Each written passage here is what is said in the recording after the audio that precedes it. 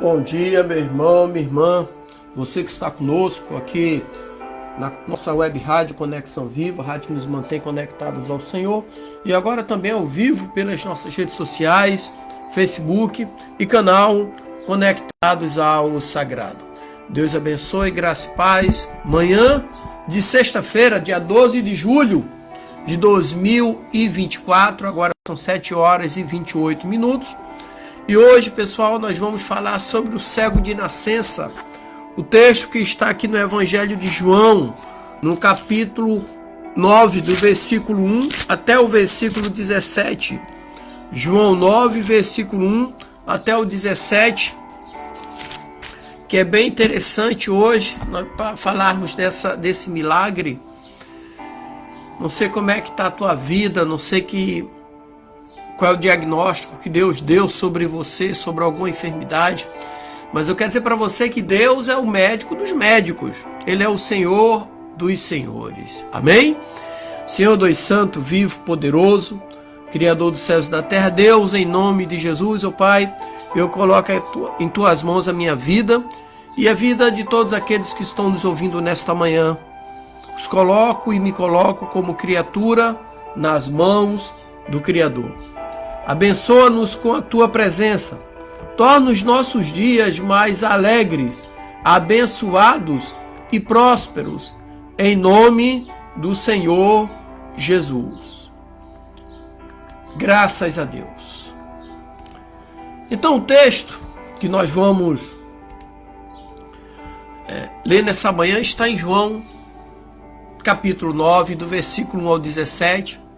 É um texto rápido, que diz assim: Caminhando Jesus, viu um homem cego de nascença, e os seus discípulos perguntaram: Mestre, quem pecou, este ou seus pais, para que nascesse cego?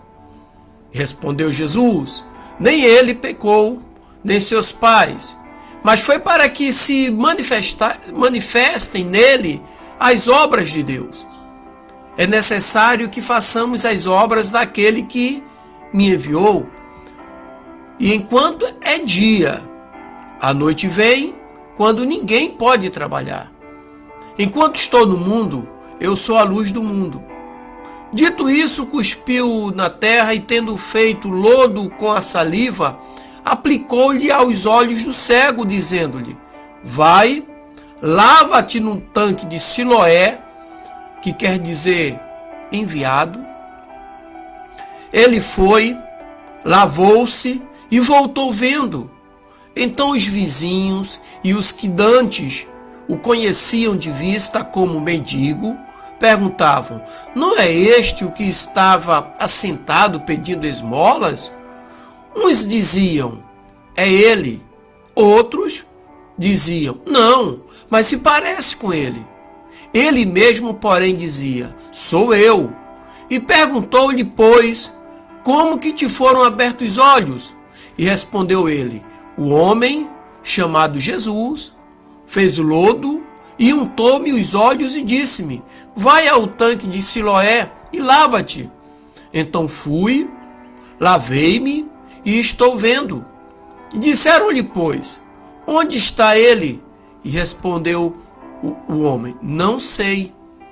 Levaram, pois, aos fariseus o que dantes fora cego.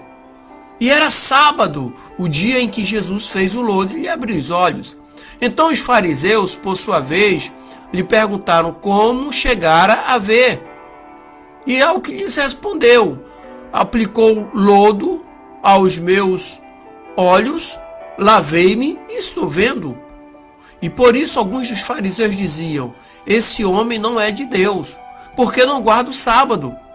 Diziam outros: Como pode um homem pecador fazer tamanhos sinais? E houve dissensões entre eles. E de novo perguntaram ao cego: Que dizes tu a respeito dele, visto que te abriu os olhos? E respondeu: Que é profeta. Esse texto traz muitas informações acerca de Jesus. Muitas informações. Informações que servem para o nosso aprendizado. Então vamos falar sobre o aprendizado desse texto. Primeiro, Jesus viu em Jerusalém um cego de nascença e os discípulos logo perguntaram quem tinha pecado para que ele tivesse nascido cego. Isso porque para os judeus, qualquer malformação de nascença significava pecado dos antepassados naquela família. No entanto, Jesus lhe disse que não era esse o caso. Seria para que a glória de Deus se manifestasse, ou seja, para que ele pudesse curá-lo. E as pessoas vissem mais uma vez que ele era o Filho de Deus. Então, o primeiro aprendizado aqui é que doenças têm muitas causas diferentes e que cabe a Deus revelá-las a nós, não a nós julgarmos os nossos irmãos. Quero abrir um espaço, mandar um abraço para o meu vizinho, meu irmão em Cristo, o Flávio. Que Deus abençoe Flávio, abençoe sua esposa Ana, seus filhos, e derrame bênção sobre a sua vida, em nome de Jesus. Segundo ponto de aprendizado aqui é que Jesus reafirmou ser a luz do mundo e disse que é preciso fazer a obra enquanto é dia, pois de noite não é possível. Então aqui isso tem dois significados. Um em relação a ele mesmo e o outro em relação a nós. Enquanto estivermos na terra exercendo, enquanto Jesus estivesse na terra exercendo seu ministério, ele podia fazer a obra do Pai. Entretanto, quando chegasse o momento de Satanás prevalecer sobre ele para levá-lo à cruz, ali a obra seria outra, e ele não poderia realizar o que estava fazendo agora. Ali na cruz, a sua obra seria de redenção, e ele carregaria sobre si as trevas, ou seja, os pecados da humanidade, de todos nós. O segundo significado é para nós, ou seja, enquanto o Senhor está derramando o seu Espírito sobre as nossas vidas, Ele está também derramando a unção para realizarmos a sua obra. Porém, quando Jesus voltar e deixar na terra apenas os que irão passar por grandes lutas, não será mais possível fazer a obra, pois será a vez do juízo de Deus sobre o pecado e sobre o pecador. Como ensinamento, fica a ideia de que devemos fazer a obra de Deus enquanto tivermos oportunidade, pois seu Espírito está derramado e derramando unção sobre cada vida que confessa o nome de Jesus como Senhor e Salvador. Em terceiro lugar, Jesus cuspiu na terra e fez lodo com a saliva e passou nos olhos do cego, mandando-o se lavar no tanque de Siloé.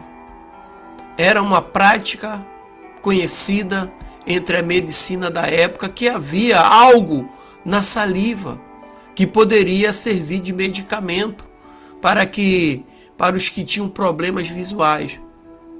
Mas creio que não foi por isso que o Senhor fez o que fez com este homem.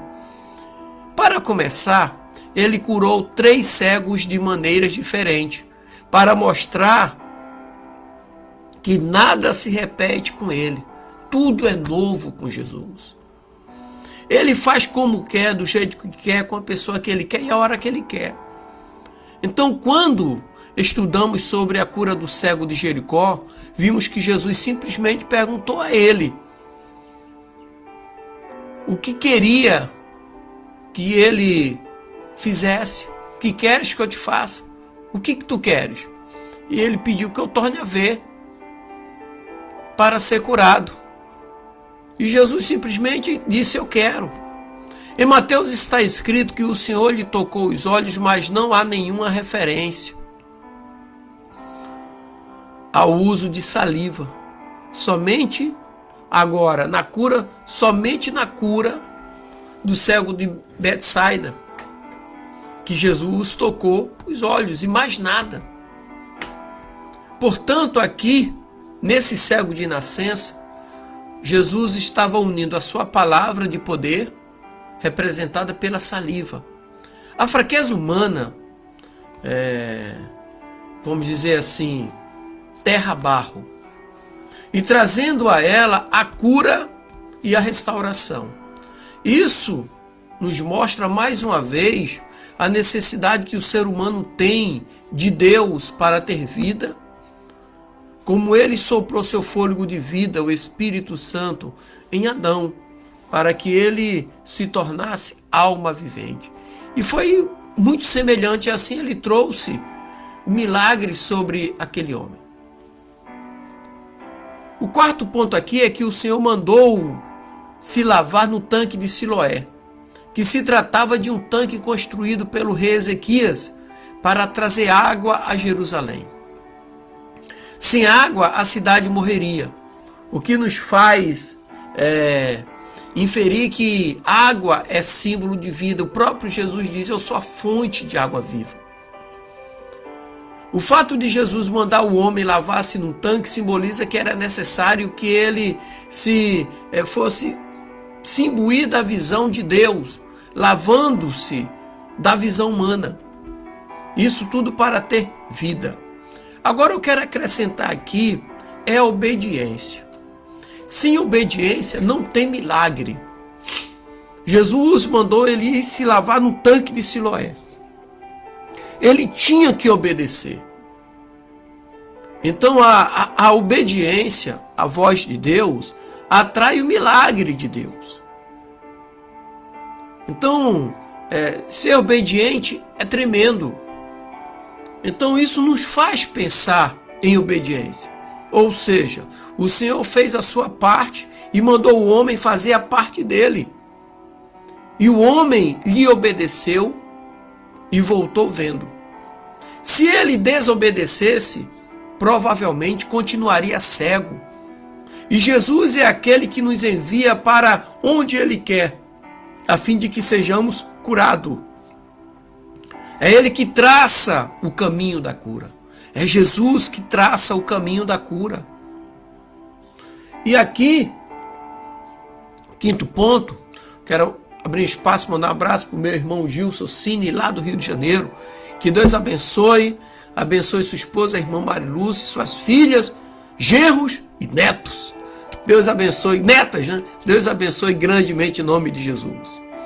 No quinto ponto aqui, aqui entra a dissensão entre os que creem e os que não creem em Jesus, em face de uma cura inequívoca, mostrando mais uma vez a incredulidade e a religiosidade. A incredulidade e a religiosidade atrapalha a vida de muitos, mesmo porque a cura se deu no sábado.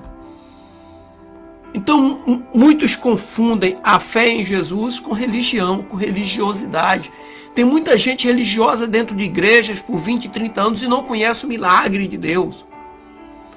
Então, isso significa que quando recebemos uma bênção de Deus, podem